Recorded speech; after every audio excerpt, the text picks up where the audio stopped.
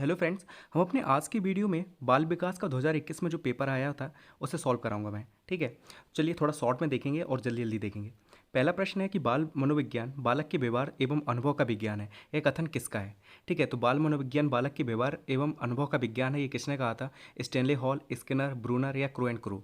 तो याद रखिए स्किनर ने कहा था। कैसे याद रखेंगे, स्किनर को आप स्किन से याद रख सकते हैं। ठीक है, जब भी आपकी स्किन को कोई टच करता है तो आपको कुछ ना कुछ अनुभव होता है।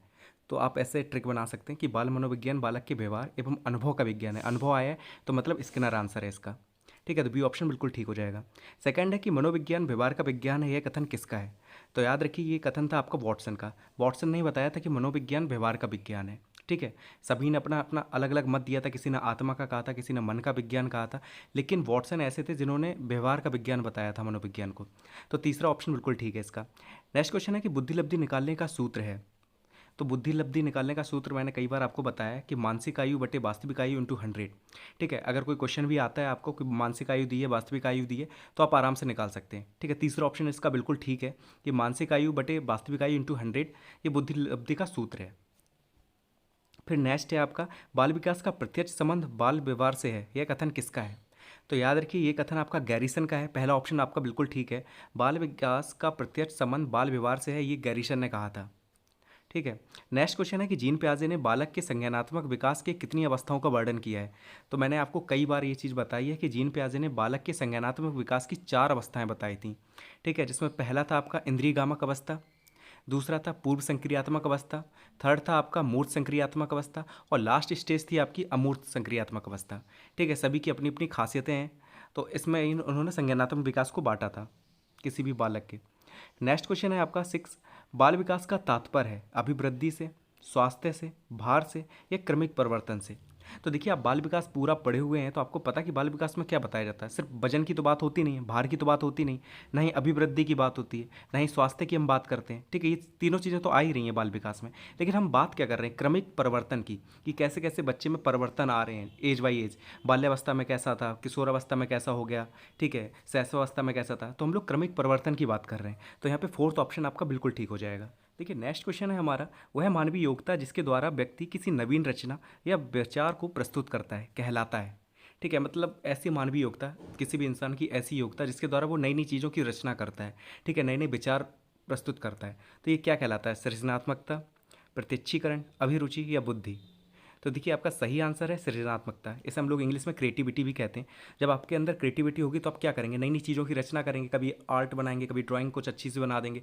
ठीक है, कोई ना कोई आपके अंदर थॉट आएगा तो आप उसे बताएंगे। ठीक है, तो ये क्रिएटिविटी कहलाती है आपका। पहला ऑप्शन आपका बिल्कुल ठीक हो जाएगा, सृजनात्मकता। नेक्स्ट क्वेश्चन है आपका कि बुद्धि का त्रियामी सिद्धांत किसने दिया। तो देखिए बुद्धि के सिद्धांत मैंने आपको पढ़ाए थे। ठीक है, तो बुद्धि का जो त्रियामी सिद्धांत था वो था आपका गिलफोर्ड का। तीसरा ऑप्शन आपका बिल्कुल ठीक हो जाएगा, गिलफोर्ड ने दिया था बुद्धि का त्रियामी सिद्धांत। इसे हम लोग 3D थ्योरी भी कहते हैं। ठीक है, क्या कहते हैं, 3D थ्योरी इसी को कहते हैं। ठीक है, तो गिलफोर्ड आंसर इसका याद रखिएगा। स्पेरमैन ने क्या दिया था, तो द्विकारक सिद्धांत और त्रिकारक सिद्धांत स्पेरमैन ने दिया था आपका, याद रखिएगा। थॉर्नडाइक ने क्या दिया था, तो थॉर्नडाइक ने दिया था बहुतत्वों का सिद्धांत, जिसे हम लोग बालू के ढेर का सिद्धांत भी कहते हैं, थॉर्नडाइक का सिद्धांत जो है। तो ऐसे याद रखिएगा सभी के। फिर नेक्स्ट क्वेश्चन है आपका टीएटी परीक्षण में कार्ड की संख्या कितनी है। तो देखिए मैंने बताया था टीएटी परीक्षण जब पढ़ाया था कि टीएटी जो परीक्षण है वो दिया था मॉर्गन एवं मुरे ने। ठीक है, किसने दिया था, तो मॉर्गन एवं मुरे ने दिया था। कार्ड की संख्या कितनी थी, तो कार्ड की संख्या 31 होती है। इसमें 30 दिए गए हैं तो तीसरा ऑप्शन इसमें बिल्कुल ठीक है। 31 कार्ड में क्या होता है कि 10 कार्ड का हम यूज़ किस पे करते हैं, पुरुषों पे करते हैं। 10 कार्ड का यूज़ हम लोग महिलाओं पे करते हैं। और 10 कार्ड होते हैं जिनका यूज़ हम दोनों पे करते हैं। ठीक है, पुरुषों पे भी करते हैं, महिलाओं पे भी करते हैं। और एक कार्ड क्या होता है, एक कार्ड ब्लैंक होता है। ठीक है, तो टोटल 31 कार्ड होते हैं। अगर 31 नहीं दिखा तो आप 30 लगा सकते हैं। नेक्स्ट क्वेश्चन है आपका 10वां कि अभ्यास और अनुभव के द्वारा व्यवहार में होने वाला परिवर्तन कहलाता है अभिधान, अधिगम, प्रतिकार या अभिप्रेरणा। तो देखिए जब मैंने अधिगम चैप्टर आपको पढ़ाया था तो ये डेफिनेशन भी आपको अच्छे से बताई थी कि अभ्यास से और अनुभव के द्वारा व्यवहार में जो भी परिवर्तन होते हैं वो अधिगम कहलाता है। अधिगम मतलब क्या है, सीखना। जब आप किसी चीज़ का अभ्यास करेंगे, आपको अनुभव होगा तो आप कुछ ना कुछ चीज़ सीखेंगे ना। तो सीखने का मतलब क्या है, अधिगम। ठीक है, एक दूसरे के पर्यायवाची हैं ये, अधिगम और सीखना, याद रखिएगा। फिर नेक्स्ट क्वेश्चन है आपका कि भाटिया बैटरी परीक्षण संबंधित है अभिरुचि से, व्यक्तित्व से, बुद्धि से या इनमें से कोई नहीं। तो याद रखिए भाटिया बैटरी परीक्षण जो है आपका वो बुद्धि से संबंधित है। मैंने आपको पढ़ाया भी था, जब बुद्धि चैप्टर पढ़ाया था तो मैंने आपको बताया था कि जो भाटिया बैटरी परीक्षण है ये बुद्धि से संबंधित है। और इस भाटिया बैटरी परीक्षण को आप अच्छे से देख लेना, जो मैंने आपको वीडियो बना के दी है, ठीक है, बुद्धि वाली, उसमें जो मैंने परीक्षण करा है इसमें भाटिया बैटरी काफ़ी इंपॉर्टेंट है, हर बार इससे क्वेश्चन फंसता है, ठीक है, तो इसे अच्छे से देख लेना आप। नेक्स्ट क्वेश्चन है हमारा कि यदि किसी बालक की मानसिक आयु 15 वर्ष और उसकी वास्तविक आयु 10 वर्ष है तो उसकी बुद्धि लब्धि कितनी होगी। तो देखिए मैंने सूत्र आपको ऊपर बताया है कि सूत्र क्या है, आपको बुद्धि लब्धि निकालनी है। तो आपको पता है पहले मानसिक आयु रखते हैं, बटे में वास्तविक आयु रखते हैं। तो मानसिक आयु 15 है, बटे में आ जाएगा आपका 10, तो 15/10 इंटू 100। जब आप काटेंगे 10 से 100 कटेगा, 10 बार आएगा, तो 150 आ जाएगी बुद्धि लब्धि, ठीक है। तो तीसरा ऑप्शन आपका बिल्कुल ठीक हो जाएगा। नेक्स्ट क्वेश्चन है कि सूझ के सिद्धांत के प्रतिपादक हैं गेस्टॉल्ट, स्किनर, कोहलर या वुडवर्थ। तो मैंने आपको बताया था कि सूझ का सिद्धांत दिया था आपका कोहलर ने। कैसे दिया था, तो इन्होंने चिंपैंजी के ऊपर प्रयोग किया था। उस चिंपैंजी का नाम क्या था, तो सुल्तान नाम था। उन्होंने उसे एक भूखा था चिंपैंजी, उसे एक पिंजरे में बंद कर दिया था, फिर 2 बॉक्स रख दिए थे, ठीक है, और केले काफ़ी ऊपर लटका दिए थे, वो केले तक नहीं पहुंच रहा था, एक छड़ी भी थी उसके पास लेकिन नहीं पहुंच रहा था। फिर उसके अंदर एकदम दिमाग में आया विचार, उसने क्या किया, दोनों बॉक्स एक के ऊपर एक रखे, उसके ऊपर खड़ा हुआ और उसने क्या किया, छड़ी से वो तोड़ लिए, ठीक है। तो एकदम ये से सूझ का सिद्धांत कहते हैं, एकदम उसके दिमाग में विचार आया। तो ये था कोहलर का सिद्धांत, ठीक है। तीसरा ऑप्शन आपका बिल्कुल ठीक हो जाएगा। फिर नेक्स्ट क्वेश्चन है आपका कि प्रेरणा कार्य को आरंभ करने, जारी रखने और नियमित करने की प्रक्रिया है, ये किसने कहा है, ठीक है। किसका कथन है कि प्रेरणा किसी भी कार्य को आरंभ करने, जारी रखने और उसे नियमित करने की प्रक्रिया है। पीटी यंग ने कहा था, ये गुड ने कहा था, एड्रिल ने कहा था या गुडविन ने कहा था। तो याद रखिए ये गुड का कथन था, जो गुड महोदय थे उन्होंने कहा था कि प्रेरणा क्या है, किसी भी कार्य को आरंभ करने, जारी रखने और नियमित रखने की प्रक्रिया है। ये भी मैंने आपको पढ़ाया है, ठीक है। तो इसका बी ऑप्शन आपका बिल्कुल ठीक हो जाएगा, गुड। नेक्स्ट क्वेश्चन है कि चिंतन मानसिक क्रिया का ज्ञानात्मक पहलू है, यह कथन किसका है। तो मैंने जब चिंतन और कल्पना पढ़ाया तो आपको बताया भी था कि ये किसने कहा था। तो चिंतन मानसिक क्रिया का ज्ञानात्मक पहलू है, ये रॉस का कथन है, ठीक है। पहला ऑप्शन आपका बिल्कुल ठीक हो जाएगा। वैसे अगर सही से देखा जाए तो ये पेपर काफ़ी सरल है, लेकिन क्या है ना कि इसमें सीधे सीधे आंसर पूछे गए हैं, तो आप बनाकर नहीं लिख सकते, ना ही अंदाज़ा लगा सकते, क्योंकि ज़्यादातर कथन ही पूछ दिए गए हैं इसमें। तो ऐसी चीज़ें आपको याद करनी पड़ेंगी, जो कथन वगैरह इन्हें आपको याद करना पड़ेगा। इस पेपर में काफ़ी कथन दिए गए हैं, तो इस पेपर को अच्छे से आप रट लेना, ठीक है। तो इसका सही ऑप्शन हो जाएगा ए। और हाँ, ये मत समझिएगा कि इसका काफ़ी मैंने ब्लू ब्लू रख रखा है, तो आप ये मत समझिए किसी और का पेपर है, ये आप ही का पेपर है। लेकिन क्या करें, जो पेपर मुझे मिला, डाउनलोड किया मैंने, वो काफ़ी गंदा था, मतलब ठीक है, उसमें क्लियर नहीं दिख रहा है, तो मैंने इसे डार्क करने की कोशिश की तो वो ब्लू हो गया है, ठीक है। तो ये आप ही का पेपर है ना। चलिए अब अति लघु उत्तरीय प्रश्न देख लेते हैं। पहला प्रश्न है कि बाल विकास के अंतर्गत कौन सा आयु वर्ग आता है, ठीक है। तो बाल विकास के अंतर्गत कौन सा आयु वर्ग आता है, आपको सीधा सीधा आंसर लिखना है। एक लाइन में लिख सकते हैं कि बाल विकास के अंतर्गत इतने से इतने आयु वर्ग के बच्चे आते हैं। तो आपने बाल विकास में 3 अवस्थाएं पढ़ी हैं। पहली पढ़ी थी शैशवावस्था, दूसरी बाल्यावस्था और तीसरी किशोरावस्था। 3 ही अवस्थाएं पढ़ते हैं ना बाल विकास में। तो आपको आयु वर्ग पता चल गया होगा कि 0 से स्टार्ट होता है और 18 साल तक चलता है, ठीक है। क्योंकि 0 से लेकर 2 वर्ष तक आपका शैशवावस्था है, 2 से लेकर 12 तक करीब आपका बाल्यावस्था चलता है, ठीक है, और 12 से 18 तक चलता है आपका किशोरावस्था। तो सही से एज देखी जाए तो 0 से लेकर 18 वर्ष तक की जो बालक होते हैं उनका अध्ययन इसमें किया जाता है। तो आयु वर्ग आपको पता चल गया, 0 से 18 इसका सही आंसर। नेक्स्ट क्वेश्चन है हमारा कि मूल प्रवृत्तियों की संख्या बताइए। तो देखिए मूल प्रवृत्तियों की जो संख्या है वो 14 है, ठीक है। तो 14 इसका सही आंसर है। तो आप लिख दीजिएगा मैकडूगल ने मूल प्रवृत्तियों का सिद्धांत दिया था और इन्होंने मूल प्रवृत्तियों की जो संख्या है वो 14 बताई है, ठीक है। सभी ने अपनी अलग अलग बताई, लेकिन सबसे सही हम मानते हैं मैकडूगल की। इन्होंने मूल प्रवृत्तियों की संख्या कितनी बताई है, तो 14 बताई है। नेक्स्ट क्वेश्चन है कि बाल्यावस्था जीवन का अनोखा काल है, ये किसका कथन है, ठीक है। तो बाल्यावस्था को जीवन का अनोखा काल किसने कहा है, तो एक मनोवैज्ञानिक थे कॉल एवं ब्रूस, इन्होंने बताया था कि बाल्यावस्था जीवन का अनोखा काल है। नेक्स्ट क्वेश्चन है हमारा कि प्रयत्न एवं भूल का अधिगम सिद्धांत के प्रतिपादक कौन है, ठीक है। प्रयत्न एवं भूल का सिद्धांत किसने दिया, ये पूछा गया है। तो प्रयत्न एवं भूल का सिद्धांत किसने दिया था, तो थॉर्नडाइक ने दिया था। इनके सिद्धांत को कई नामों से जाना जाता था। एसआर थ्योरी के नाम से भी जाना जाता है, प्रयत्न एवं भूल का सिद्धांत जाना जाता है, प्रयत्न एवं त्रुटि का सिद्धांत भी जाना जाता है, ठीक है। त्रुटि का सिद्धांत भी इन्हीं का कहते हैं। और याद रखिए इन्होंने 3 प्राथमिक नियम दिए थे, 5 गौण नियम दिए थे। उनकी ट्रिक भी मैंने बताई थी। प्राथमिक नियम की थी टैप, TAP करके। टी से था आपका, ए से था आपका अभ्यास का नियम और पी से था आपका प्रभाव का नियम, ठीक है। तो 3 नियम दिए थे इन्होंने प्राथमिक नियम, और 5 गौण नियम दिए थे, जिसकी बीमास करके मैंने ट्रिक बताई थी आपको, ठीक है। तो इनके नियम को अच्छे से ध्यान कर लीजिएगा, क्योंकि ये काफ़ी इंपॉर्टेंट रहते हैं थॉर्नडाइक मनोविज्ञान में, ठीक है। काफ़ी क्वेश्चन इनके बनते भी हैं। नेक्स्ट क्वेश्चन है हमारा कि संवेग में एक निश्चित दिशा में क्रिया की प्रवृत्ति होती है, इसमें क्या परिभाषित किया गया है, ठीक है। तो संवेग में एक निश्चित दिशा में क्रिया की प्रवृत्ति होती है, तो देखिए इसमें संवेग की बात की गई है कि कौन सा संवेग है, तो ये जिज्ञासा संवेग की बात की जा रही है कि जब भी आपके अंदर कोई जिज्ञासा होती है आप तो क्रिया करने की कोशिश करते हैं, ठीक है, उस चीज़ में क्रिया करते हैं, तो उसके बारे में पूछा गया है। ठीक है, नेक्स्ट क्वेश्चन है आपका कि किन्हीं दो बुद्धि परीक्षण के नाम लिखिए। दो बुद्धि परीक्षण के नाम लिखने हैं आपको, तो भाटिया बुद्धि परीक्षण का नाम लिख सकते हैं आप, आर्मी अल्फ़ा टेस्ट था, आर्मी बीटा टेस्ट था, ठीक है, और भी कई परीक्षण लिख सकते हैं, बिने साइमन परीक्षण लिख सकते हैं, स्टैनफोर्ड बिने परीक्षण लिख सकते हैं, तो काफ़ी परीक्षण है। ठीक है, आपको दो पूछे गए तो दो लिख दीजिएगा। नेक्स्ट क्वेश्चन है कि किन्हीं दो व्यक्तित्व परीक्षण के किन्हीं दो व्यक्तित्व परीक्षण को बताइए। ठीक है, तो दो व्यक्तित्व परीक्षण को पूछा गया है, पर्सनैलिटी से रिलेटेड जो परीक्षण होते हैं उनके बारे में लिखना है आपको। इसमें आप टैट के बारे में लिख सकते हैं, टीएटी जो थीमेटिक एप्रिसिएशन टेस्ट है, इसे हिंदी में हम लोग प्रासंगिक अंतर्बोध परीक्षण कहते हैं, जो मॉर्गन एवं मुरे ने दिया था। दूसरा आप रोरसा स्याही परीक्षण के बारे में लिख सकते हैं, ठीक है, शब्द साक्षर विधि के बारे में लिख सकते हैं, ये सारे व्यक्तित्व मापन के परीक्षण हैं। ठीक है, तो इनके बारे में आप लिख सकते हैं। नेक्स्ट क्वेश्चन है कि सूझ या अंतर्दृष्टि सिद्धांत के प्रवर्तक का नाम लिखिए। तो सूझ एवं अंतर्दृष्टि का सिद्धांत किसने दिया था, तो आपको पता है कि ये कोहलर ने दिया था सूझ का सिद्धांत आपका, ये अंतर्दृष्टि का सिद्धांत भी इसे कहा जाता है, तो कोहलर का नाम आप लिख दीजिएगा। नेक्स्ट क्वेश्चन है कि बुद्धि के द्विखंड सिद्धांत का प्रतिपादन किस मनोवैज्ञानिक ने किया।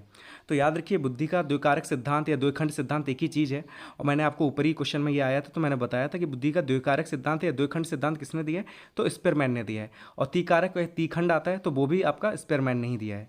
ठीक है, तो स्पेरमैन इसका सही आंसर हो जाएगा।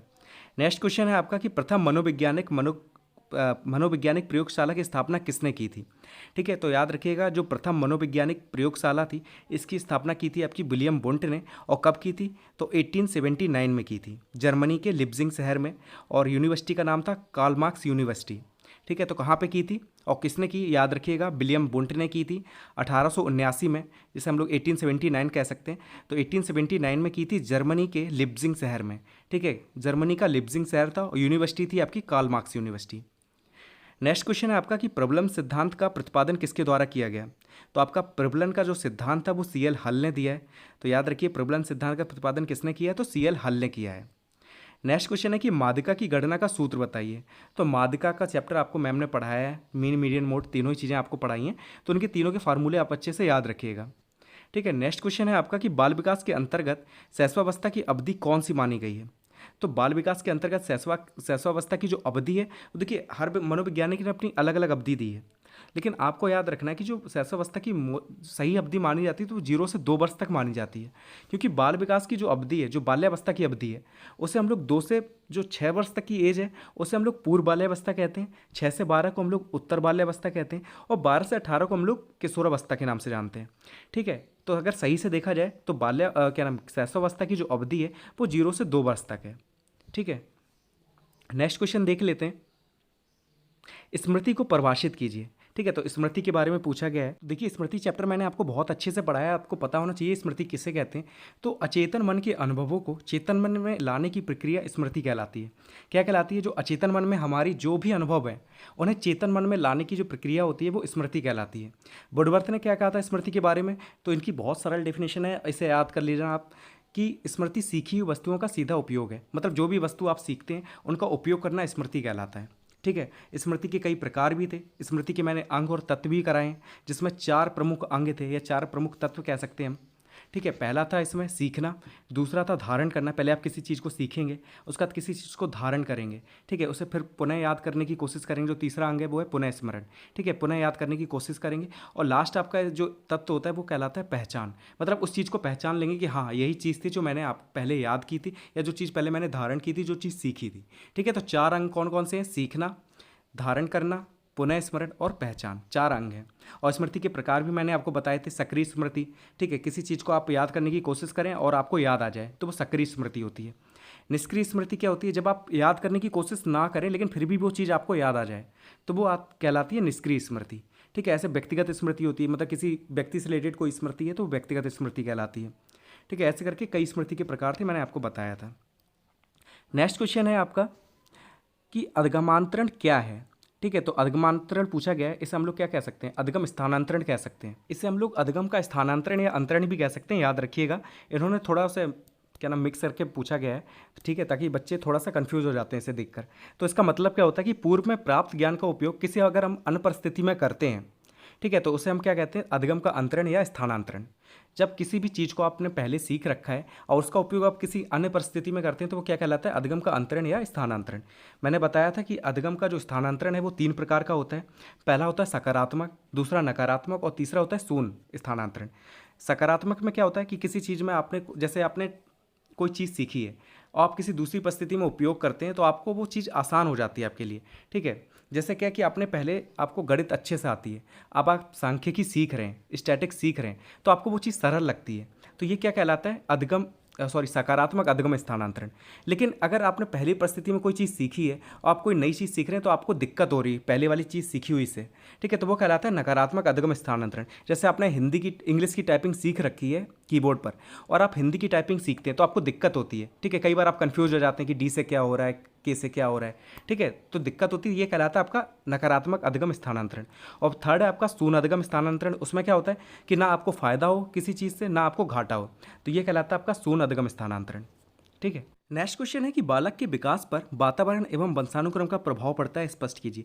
देखिए, ये लघु उत्तरीय प्रश्न आपके स्टार्ट हो गए हैं, तो आपको कम से कम आधे पेज में इसका आंसर लिखना होगा। ठीक है, और बड़ा भी लिख सकते हैं अगर आपके पास टाइम है। ठीक है, 2-3 लाइनें आप छोड़ देना ताकि अगर बाद में आपको टाइम मिलता है तो आप उसमें बढ़ा सकते हैं। ठीक है, तो आपको वातावरण और वंशानुक्रम का प्रभाव बताना कि बालक के विकास पर कैसे पड़ता है। तो कि आप ये बनाकर लिख सकते हैं, वातावरण का प्रभाव कैसे पड़ेगा। अगर मान लिया बालक जो है उसका जन्म उत्तर भारत में होता है, जम्मू कश्मीर साइड में, तो आपको पता है वहाँ पे काफ़ी बर्फ़ पड़ती है, गर्मी बहुत कम पड़ती है, तो बालक का जो रंग वगैरह होगा वो गोरा होगा। ठीक है, अगर उसका जन्म साउथ में होता है, चेन्नई साइड में, आपको पता काफ़ी गर्मी पड़ती है, तो उसका कलर जो होगा काफ़ी डल होगा। ठीक है, तो ये वातावरण का प्रभाव हो जाएगा। और क्या है कि वंशानुक्रम का प्रभाव कैसे पड़ता है, तो अगर माता पिता जैसे होंगे वैसी उनकी संतान होगी। ठीक है, अगर माता पिता गोरे हैं तो संतान भी गोरी होने के चांस रहते हैं, माता पिता लंबे हैं तो संतान भी लंबी होगी, इसके भी चांस रहते हैं, माता पिता इंटेलिजेंट है तो बच्चे भी इंटेलिजेंट होंगे। ठीक है, तो वंशानुक्रम का भी प्रभाव पड़ता है।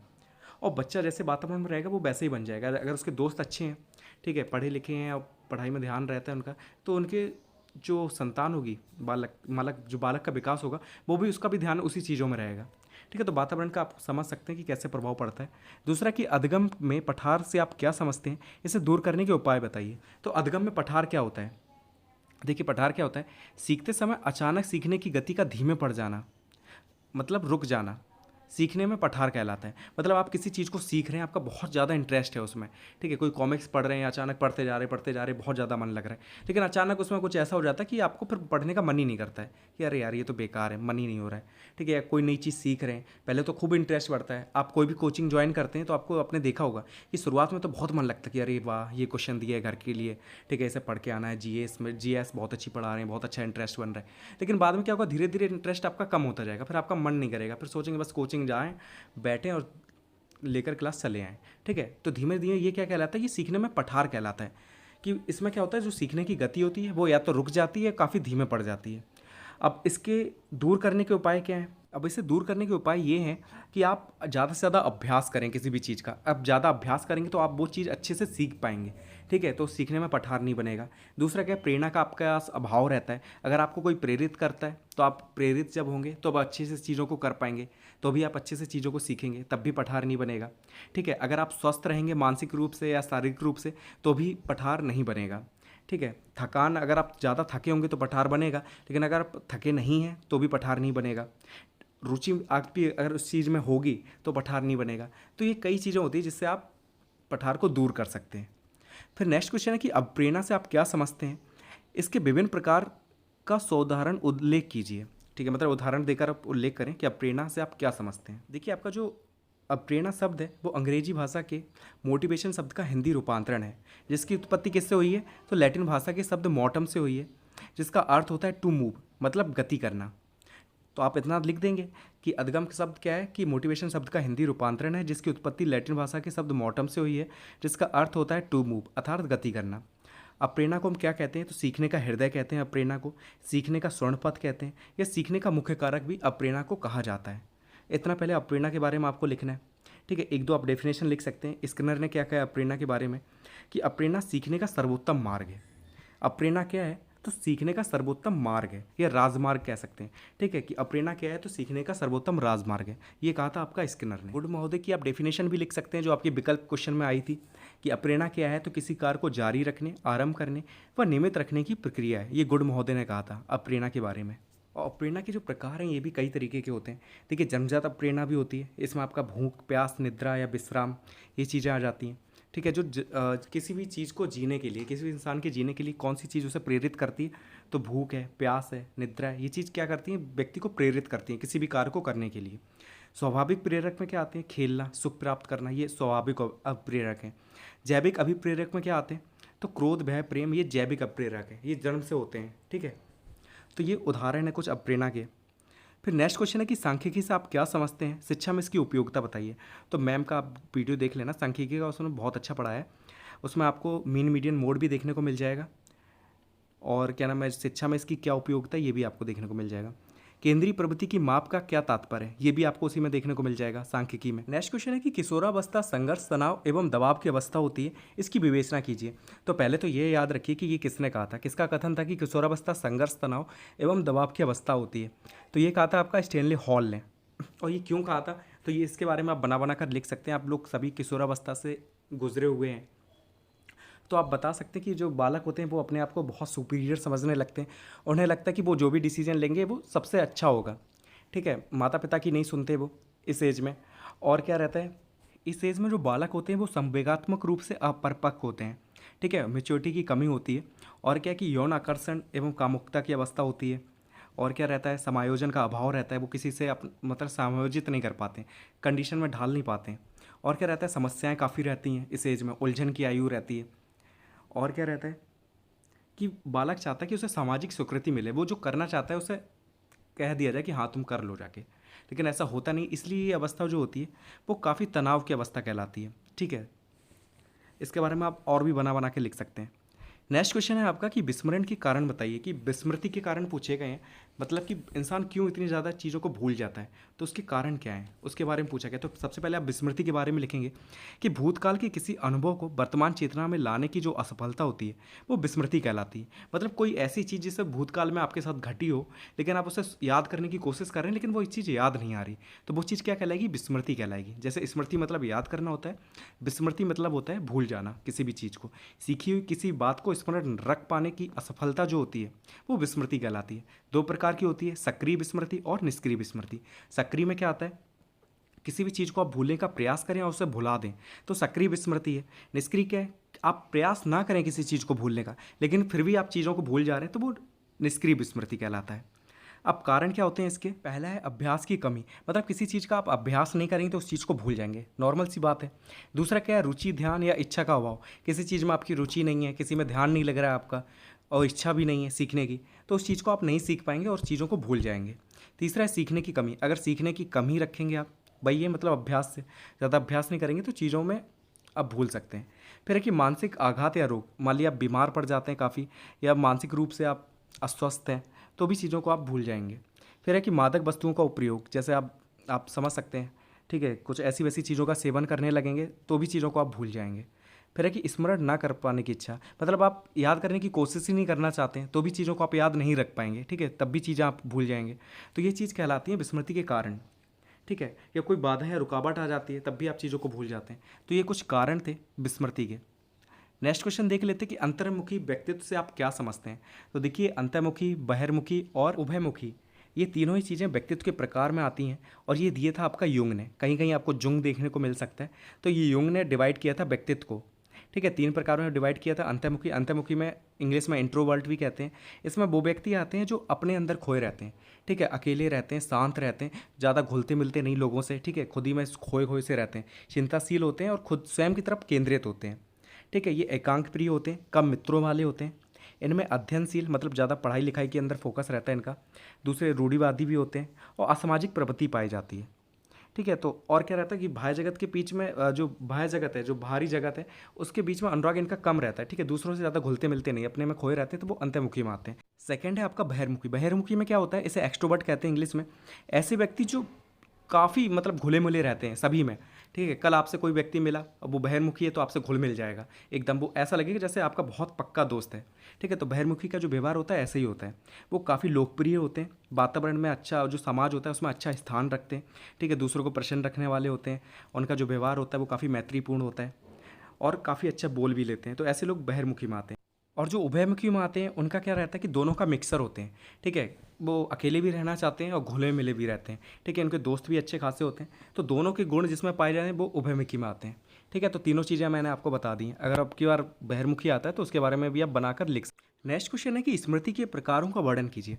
देखिए ऊपर क्वेश्चन आया था स्मृति का, तो मैंने आपको बताया भी था स्मृति के बारे में कि स्मृति के बारे में वुडवर्थ ने कहा है कि स्मृति सीखी वस्तुओं का सीधा उपयोग है, ठीक है। ये वुडवर्थ ने कहा है स्मृति के बारे में। प्रकार भी मैंने बताए थे, कई प्रकार हैं इसके। पहला है सक्रिय स्मृति। उसमें क्या होता है कि जब भी कोई बात आप याद करना चाहते हैं, आपको याद आ जाती, तो वो सक्रिय स्मृति होती है। दूसरा क्या है, निष्क्रिय स्मृति कहलाती है। जब आप कोई चीज़ याद ना करना चाहें फिर भी आपको याद आ जाए, वो कहलाता है आपका निष्क्रिय स्मृति। फिर आता है व्यक्तिगत स्मृति। व्यक्तिगत अनुभव के आधार पर जो स्मृति क्रिएट होती है वो कहलाती है व्यक्तिगत स्मृति। फिर है आपका अव्यवस्थित स्मृति। पुस्तकों तथा दूसरी चीज़ों के माध्यम से जो भी स्मृति आपके अंदर बनती है वो कहलाती है आपकी अव्यवस्थित स्मृति। फिर आता है आपका तार्किक स्मृति। जो तर्क के आधार पर बनती है स्मृति वो तार्किक स्मृति कहलाती है। फिर है आपकी रटंत स्मृति। रटंत स्मृति कैसे बनती? जब भी चीज़ को आप रटते हैं, किसी भी तथ्य को या किसी भी चीज़ को रटते हैं, उसके आधार पर जो आपकी स्मृति बनती है वो कहलाती है रटंत स्मृति। फिर है शारीरिक स्मृति। यह एक प्रकार की यांत्रिक स्मृति कहलाती है। जो शारीरिक स्मृति वो क्या कहलाती है? यांत्रिक स्मृति। इसमें क्या क्या चीज़ आती है? जैसे आपने साइकिल सीखी, वो भी तो एक चीज़ है ना जो आप सीख रहे हैं, ठीक है। टाइपिंग सीखी, ये चीज़ें आ जाती हैं आपकी शारीरिक स्मृति में। अगर क्वेश्चन आता है आपसे कि टाइपिंग किस प्रकार की स्मृति में आता है या साइकिल चलाना किस प्रकार की स्मृति में आता है, तो वो आता है आपका शारीरिक स्मृति में। फिर है तात्कालिक स्मृति। यदि किसी तथ्य को आप याद रखने के बाद पुनः स्मरण करने की कोशिश करें, वो आपको याद आ जाए, मतलब अभी आपने कोई तथ्य को याद रखने की कोशिश करें, आपको याद आ जाए एकदम, तो वो कहलाती है तात्कालिक स्मृति, ठीक है। और स्थायी स्मृति क्या कहलाती है? मतलब ऐसी स्मृति जिसमें तथ्य आप हमेशा तक याद रख सकते हैं, मतलब ऐसी चीज़ें जो आप हमेशा आपको याद रहें, वो आपकी कहलाती है स्थायी स्मृति, ठीक है। तो ये स्मृति के प्रकार हैं, मैंने आपको सारे प्रकार बता दिए हैं। नहीं तो आपको अगर थोड़ा भी डाउट है तो आप स्मृति चैप्टर देख सकते हैं, ठीक है, उसकी वीडियो पड़ी हुई है। नेक्स्ट क्वेश्चन देख लेते हैं। नेक्स्ट क्वेश्चन है कि ध्यान को प्रभावित करने वाले कारक बताइए। तो ध्यान चैप्टर मैंने आपको अच्छे से पढ़ाया है। ध्यान में क्या है कि ध्यान क्या कहते हैं? चेतना का जो केंद्रीकरण होता है वही ध्यान कहलाता है।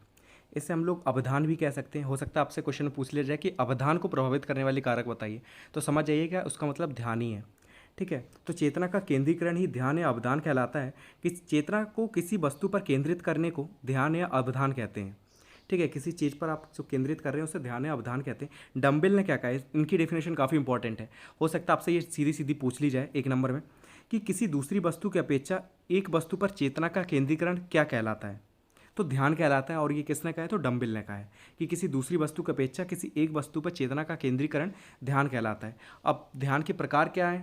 ऐच्छिक ध्यान और अनैच्छिक ध्यान, दो प्रकार हैं। ऐच्छिक ध्यान जब किसी चीज़ पर इच्छा से ध्यान लगाना चाहें तो ऐच्छिक ध्यान है, और ध्यान ना लगाना चाहे फिर भी ध्यान चला जाए वो अनैच्छिक ध्यान कहलाता है, ठीक है। अब ध्यान को प्रभावित करने वाले कारक देख लेते हैं। दो प्रकार के कारक होते हैं। पहला होता है आंतरिक कारक और दूसरा होता है बाह्य कारक। आंतरिक कारक में आवश्यकता, ठीक है, किसी चीज़ की आपको आवश्यकता है, जैसे मान लीजिए आपको कार की आवश्यकता है या मोटरसाइकिल की आवश्यकता है, तो आपका ध्यान ज़्यादातर मोटरसाइकिल पर जाएगा, तो ये आंतरिक ध्यान कारक है, ठीक है। लक्ष्य, आपने कोई लक्ष्य निर्धारित कर रखा है तो वो आपका आंतरिक कारक है। आदत है आपकी किसी चीज़ की, तो बार बार आप वही चीज़ करेंगे, तो ये किस में आएगा? आंतरिक कारक। अब बाह्य कारक में क्या आता है? तो उद्दीपक की तीव्रता, मतलब कोई चीज़ है वो इतनी तीव्र है, ठीक है, उसकी रोशनी, जैसे आपने क्या किया, एक छोटी सी एलईडी बल्ब जल रही है, आपका ध्यान उस पर नहीं जाएगा, लेकिन कोई बहुत तेज़ से आपके ऊपर रोशनी डाल दे या कहीं भी रोशनी जा रही हो तो आप उसे देखेंगे तो आपका ध्यान अपने आप उस पर चला जाएगा। दूसरा क्या है कि उद्दीपक का आकार, मान लीजिए कोई छोटी मोटी कार निकल रही तो आपका ध्यान उस पर नहीं जाता। मान लीजिए आप रोड से निकल रहे हैं, कार बार है तो कई निकलती रहती हैं, आपका ध्यान नहीं जाता। लेकिन आपने देखा कि बहुत बड़ी मशीन जा रही है ट्रक के ऊपर, तो आपका ध्यान एकदम उस पर चला जाएगा। तो उद्दीपक का आकार जो होता है वो बाह्य कारक में आता है, वो भी आपका ध्यान खींचता है। फिर है उद्दीपक की नवीनता। अब मान लीजिए आदमी कोई चलता है रोड पर, तो आपका ध्यान उस पर नहीं जाता, लेकिन आप देखें अचानक से कोई रोबोट जा रहा है, ठीक है, रोड पर, तो आपका ध्यान एकदम उस पर जाएगा। तो ये क्या है? उद्दीपक की नवीनता है, कोई नई चीज़ आपके सामने आ रही है।